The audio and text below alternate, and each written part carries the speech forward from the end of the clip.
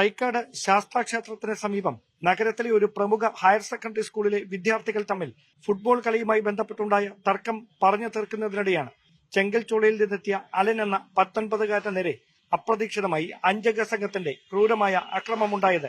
Helmet കൊണ്ട് തലക്കടിച്ച ശേഷം കേസിലെ ഒന്നാം പ്രതിയായ 21 വയസ്സുകാരനായ അജിൻ മൂർച്ചയേറിയ ഇരുമ്പ് കമ്പി അലന്റെ ഇടതു നെഞ്ചിൽ കുത്തിയിറക്കുകയായിരുന്നു.